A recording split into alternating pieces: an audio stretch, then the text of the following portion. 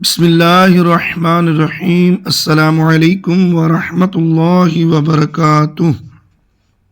شعبان کے مہینے میں یہ 5 چیزیں صدقہ کریں، پھر دیکھیں اللہ کیا عطا فرماتا ہے۔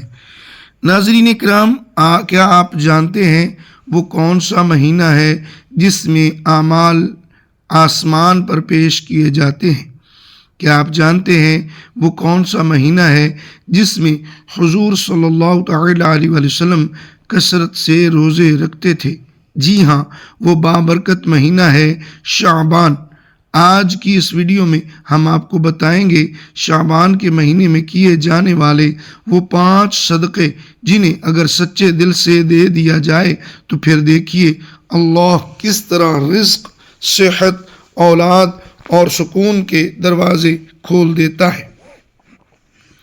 آخر تک ویڈیو ضرور دیکھیں کیونکہ آخری صدقہ تقدیر بدلنے کی تقدیر رکھتا ہے۔ اسلامی مہینوں کے اعتبار سے 8واں مہینہ شعبان المعظم کہلاتا ہے۔ یہ مہینہ عبادت و مغفرت کا ہوتا ہے۔ اسی مہینہ میں گناہ گار اپنے دامن کو رحمت خداوندی سے بھر سکتے ہیں۔ شعبان تشعب سے ہے جس کے معنی تقریب یعنی پھسلانا اور شاخ در شاخ ہونا ہے۔ حضرت انس ابن مالک رضی اللہ تعالی عنہ فرماتے ہیں کہ اس مہینہ کا نام شعبان اس لیے رکھا گیا ہے کہ اس میں روزہ رکھنے والے کو شاخ در شاخ بڑھنے والی خیر و برکت میسر ہوتی ہے، حتیٰ کہ وہ جنت میں داخل ہو جاتا ہے۔ بعض کا کہنا ہے کہ شعبان شعب سے ہے، یعنی وہ راستہ جو پہاڑ کو جاتا ہے اسے شعب کہتے ہیں۔ ظاہر بات ہے کہ ایسا راستہ ہمیں بلندی پر لے جاتا ہے، اور شعبان بھی وہ پاکیزہ مہینہ ہے جو ہمیں روحانیت کی بلندیوں تک پہنچا دیتا ہے۔ شعبان کا لغوی معنی جمع کرنا اور متفرق کرنا دونوں آتا ہے۔ اللہ تعالیٰ نے سال کے مہینوں میں سے 4 مہینے رجب، شعبان، رمضان اور محرم برگزیدہ فرمائے۔ ان میں سے شعبان کو چن لیا اور اسے رحمت عالم صلی اللہ تعالی علیہ وسلم کا مہینہ قرار دیا۔ لہذا شعبان وہ بابرکت مہینہ ہے جس میں تمام بھلائیوں کے دروازے کھول دیے جاتے ہیں، آسمان سے برکتیں اتاری جاتی ہیں، گناہ گار بخشش پاتے ہیں اور برائیاں مٹا دی جاتی ہیں۔ اسی لیے شعبان کو یعنی گناہوں کی بخشش کا ذریعہ بننے والا مہینہ کہا جاتا ہے۔ شعبان المعظم کا مہینہ بڑی برکتوں اور رحمتوں والا ہے۔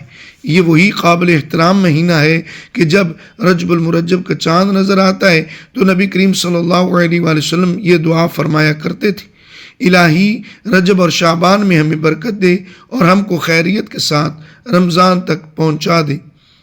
یہی وہ مبارک مہینہ ہے جس میں آپ صلی اللہ علیہ وآلہ وسلم کی دیرینہ تمنا پوری ہوئی اور تحویل قبلہ کا حکم ہوا۔ تیمم سے متعلق احکام کا نزول اسی مہینے میں ہوا۔ تاریخ اسلام کا عظیم غزوہ بنو المصطلق اسی ماہ میں پیش آیا۔ اسی مہینے میں آپ صلی اللہ تعالی علیہ وسلم نے حضرت حفصہ اور حضرت جویریہ رضی اللہ تعالی عنہ سے نکاح فرمایا۔ اسی سال کا یہ 8واں مہینہ اپنی رحمتوں، برکتوں اور سعادتوں کے اس اعتبار سے محتم بالشان اور ماہ رمضان کے لیے پیش خیمہ ہوتا ہے۔ اس مہینہ میں رمضان المبارک استقبال، اس کے سایہ فگن ہونے سے قبل ہی اس کی مکمل تیاری اور مختلف ضروری امور سے یکسوئی کا بھرپور موقع ملتا ہے۔ حضور اکرم صلی اللہ علیہ وآلہ وسلم نے فرمایا کہ رجب میرا مہینہ ہے، شعبان خدا کا مہینہ ہے اور رمضان میری امت کا مہینہ ہے۔ حضرت انس بن مالک رضی اللہ تعالی عنہ سے مروی ہے کہ رسول اللہ صلی اللہ علیہ وآلہ وسلم نے ارشاد فرمایا، شعبان کی فضیلت تمام مہینوں پر ایسی ہے جیسے تمام انبیاء کرام پر میری فضیلت ہے، اور دوسرے مہینوں پر رمضان کی فضیلت ایسی ہے جیسے تمام کائنات پر اللہ تعالیٰ کی فضیلت۔ ایک اور روایت میں ملتا ہے کہ آپ صلی اللہ علیہ وآلہ وسلم نے ارشاد فرمایا کہ رجب اور شعبان کے رمضان کے درمیان شعبان ایک ایسا مہینہ ہے جس کے فضائل کا لوگوں کو علم نہیں۔ فرمایا اس مہینے لوگوں کے اعمال اللہ تک پہنچائے جاتے ہیں۔ اس مہینے کی عظمت و اہمیت اتنی ہے کہ خود رسول اکرم صلی اللہ علیہ وآلہ وسلم نے اس مہینہ میں رمضان کی تیاری کی ترغیب دی ہے۔ حضرت سلمان فارسی فرماتے ہیں کہ یہ مہینہ وہ مہینہ ہے جس میں حضور اکرم صلی اللہ علیہ وآلہ وسلم اس کثرت سے روزے رکھتے تھے کہ صحابہ کرام رضوان اللہ علیہ مجمعین کو گمان ہوتا کہ آپ کبھی ترک نہیں کریں گے۔ ام المؤمنین حضرت عائشہ صدیقہ رضی اللہ تعالی عنہ فرماتی ہیں حضور اکرم صلی اللہ تعالی علیہ وآلہ وسلم کو یہ بات پسند تھی کہ شعبان کے روزے رکھتے تھے، رمضان سے ملا دیتے۔ حضرت ام سلمہ فرماتی ہیں کہ میں نے حضور اکرم صلی اللہ علیہ وآلہ وسلم کو شعبان اور رمضان کے سوا متواتر 2 مہینے روزے رکھتے ہوئے کبھی نہیں دیکھا۔ سیدہ عائشہ صدیقہ رضی اللہ تعالی عنہ فرماتی ہیں کہ نبی پاک صلی اللہ تعالی علیہ وآلہ وسلم کو تمام مہینوں میں سے شعبان کے روزے رکھنا زیادہ محبوب تھا، اس لیے آپ صلی اللہ علیہ وآلہ وسلم اس ماہ کثرت سے روزے رکھتے، اور میں نے شعبان کے علاوہ اور کسی ماہ میں حضور کو اتنے روزے رکھتے نہیں دیکھا۔ حضرت اسامہ بن زید رضی اللہ تعالی عنہ فرماتے ہیں کہ میں نے عرض کیا یا رسول اللہ صلی اللہ علیہ وآلہ وسلم، آپ شعبان میں اتنے روزے کیوں رکھتے ہیں؟ نبی کریم صلی اللہ تعالی علیہ وآلہ وسلم نے فرمایا یہ وہ مہینہ ہے جس میں اعمال رب العالمین کے حضور پیش کیے جاتے ہیں، اور میں چاہتا ہوں کہ میرے اعمال رب العالمین کے حضور پیش کیے جاتے ہیں، اور میں چاہتا ہوں کہ میرے اعمال روزے کی حالت میں پیش ہوں۔ ناظرین، جب اعمال پیش ہونے ہوں تو صدقہ اس ترازو کو سب سے زیادہ بھاری کر دیتا ہے۔ نمبر 1، پہلا صدقہ، کھانے کا صدقہ۔ ناظرین، کسی بھوکے کو کھانا کھلانا اللہ کو سب سے زیادہ پسند ہے۔ حضور صلی اللہ تعالی علیہ وآلہ وسلم نے فرمایا سب سے بہتر عمل یہ ہے کہ تم بھوکوں کو کھانا کھلاؤ۔ سوچیں، اگر شعبان میں کسی غریب کو ایک وقت کا کھانا، کسی یتیم کو دودھ، کسی بیوہ کو راشن دے دیا جائے تو کیا ہوگا؟ اثرات، رزق میں اضافہ، گھر سے فاقے ختم، کاروبار میں برکت، اولاد کا فرما بردار ہونا۔ یاد رکھیں، جو بھوکے کا پیٹ بھرتا ہے اللہ اس کے دل کو سکون سے بھر دیتا ہے۔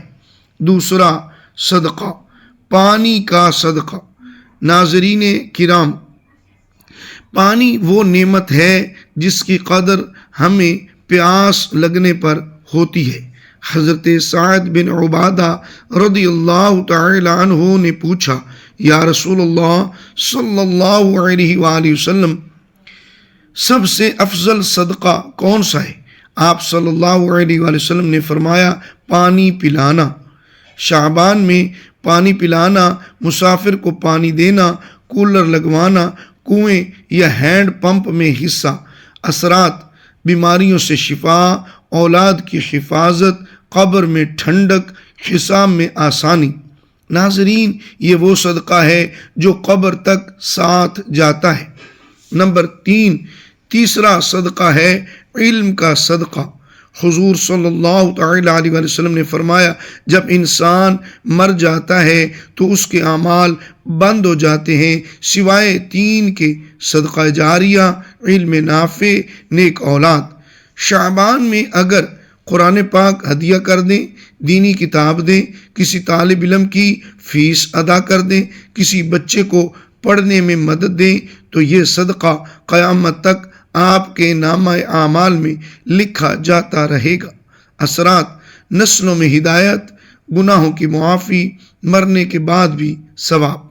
چوتھا صدقہ خاموشی، مالی مدد۔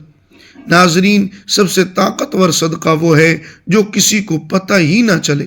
حضور صلی اللہ تعالی علیہ وآلہ وسلم نے فرمایا چھپا ہوا صدقہ اللہ کے غضب کو ٹھنڈا کر دیتا ہے۔ شعبان میں کسی کا قرض اتار دیں، کسی مجبور کی مدد کریں، کسی ماں کے آنسو پوچھ دیں۔ اثرات، پریشانیاں ختم، رزق کے بند دروازے کھل جاتے ہیں، دشمنی محبت میں بدل جاتی ہے۔ یاد رکھیں، جو کسی کی عزت بچاتا ہے اللہ قیامت میں اس کی عزت بچاتا ہے۔ نمبر 5، پانچواں صدقہ والدین اور مرحومین کی نیت سے۔ ناظرین، اگر آپ کے والدین زندہ ہیں تو ان کی نیت سے صدقہ کریں، اور اگر والدین دنیا سے جا چکے ہیں تو شعبان میں ان کے نام کا صدقہ ان کے لیے نور بن جاتا ہے۔ حضور صلی اللہ تعالی علیہ وسلم نے فرمایا، صدقہ میت تک پہنچتا ہے اور وہ اس سے خوش ہوتی ہے۔ اثرات: والدین کے درجات بلند، اپنی زندگی میں آسانی، دعاؤں کی قبولیت۔ ناظرین کرام، شعبان کا مہینہ رمضان کا دروازہ ہے۔ اگر اس دروازے پر صدقہ رکھ دیا تو رمضان رحمتوں کے ساتھ داخل ہوگا۔ آج ہی نیت کریں، تھوڑا دیں مگر خلوص سے دیں۔ اللہ آپ کو جزائے خیر عطا فرمائے۔ ویڈیو پسند آئے تو لائک کریں، شیئر کریں اور چینل کو سبسکرائب کرنا نہ بھولیں۔ اللہ پاک کی بارگاہ میں دعا ہے، اللہ پاک ہمارا خاتمہ ایمان پر فرمائے، ہمارے تمام گناہوں کو معاف فرمائے، آمین۔ محترم ناظرین، اگر ویڈیو اچھی لگی ہو تو اس کو لائک کیجئے، چینل کو سبسکرائب کیجئے اور ثواب کی نیت سے ویڈیو کو شیئر بھی کیجئے۔ کمنٹ باکس میں ہو سکے تو اللہ پاک کے 99 ناموں میں سے ایک نام ضرور ٹائپ کیجئے گا۔ اگلی ویڈیو تک کے لیے اجازت دیجئے، خصوصی دعا میں یاد رکھیے گا۔ شکریہ، اللہ حافظ۔